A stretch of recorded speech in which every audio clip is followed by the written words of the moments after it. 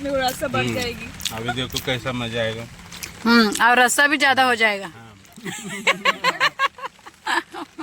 अभिलाषा खा ना तू।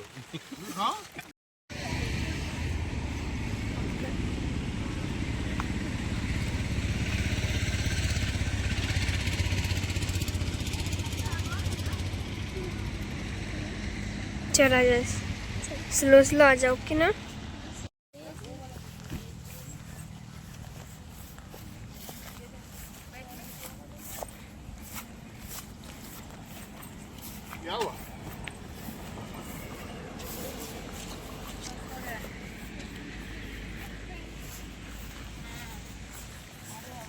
हवा भी आ रहा है, अच्छा भी है। आ जाएगा। मुझे क्या लगा है उलट टाकलंस तसं फूल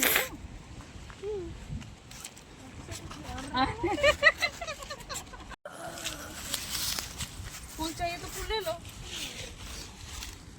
पर्पल कलर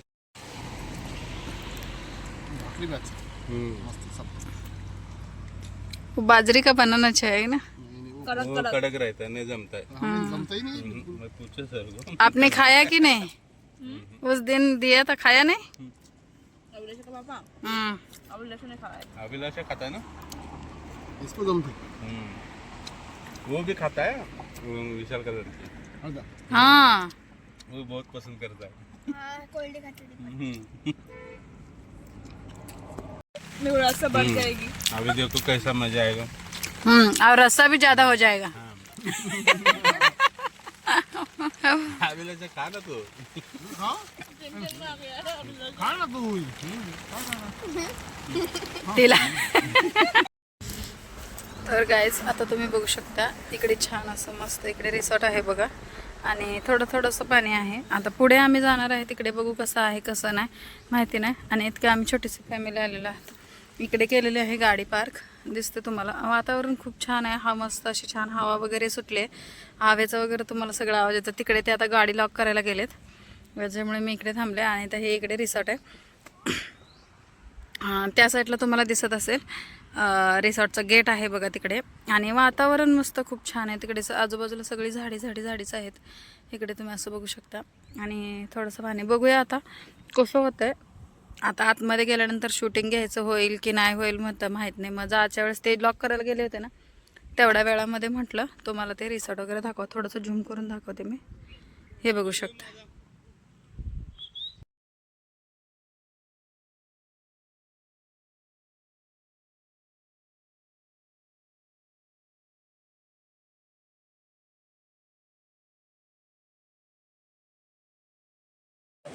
त्याच्यानंतर गाईज बघा आम्ही इकडे गाडी अशी पार्क केली। लोकेशन इतकं छान आहे ना, तुम्ही बघू शकता। इकडे बघा, हा इकडे छान असे डोंगर आहेत आणि इकडे पाणी बघू शकता। आता इथेच आम्ही चाललेलो आहे, छोटंसं आहे पण मस्त खूप छान आहे। चला बघूया आपल्याला कसं कसं होते आणि कसं इकडे जीवन आहे। इकडे दुसरे जण पण आहेत, चला तुम्हाला दाखवते पुढे। आणि तुम्हाला आवडते का सांगा अशा ठिकाणी यायला वगैरे। इधर के नज़दीक गाँव वाले हैं, वो लोग भी इधर है कपड़ा वपड़ा धोने के नहा रहे थे। पानी का आवाज़ तुम सुन सकते हो, कितना अच्छा पानी का आवाज़ है। आगे भी है, मैं दिखाऊंगी मेरा क्या चल रहा है, हिंदी मराठी चल रहा है। आणि तिकडे तुम्ही लोकेशन बघू शकता, तिकडे आम्ही बघा इकडे बघू शकता।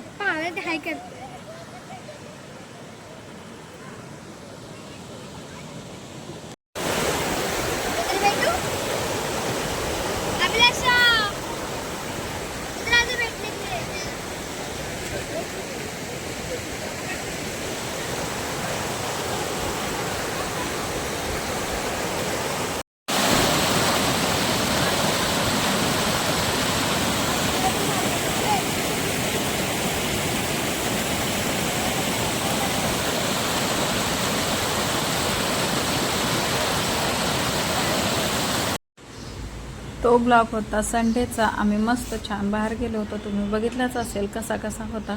त्यानंतर दुसऱ्या दिवशी म्हणजेच की मंडेला होता आपलं श्रावणमधला पहिला सोमवार आणि नागपंचमीचा सणसुद्धा होता।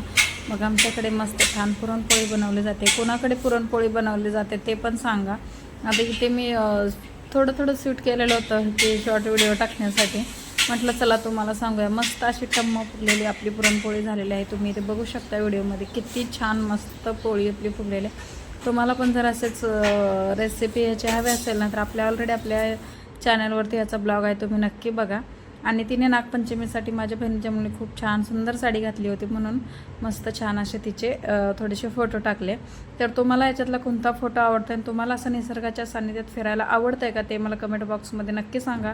चॅनलवर लाईक शेअर सबस्क्राईब करा. भेटूया पुढच्या ब्लॉगमध्ये. Bye bye.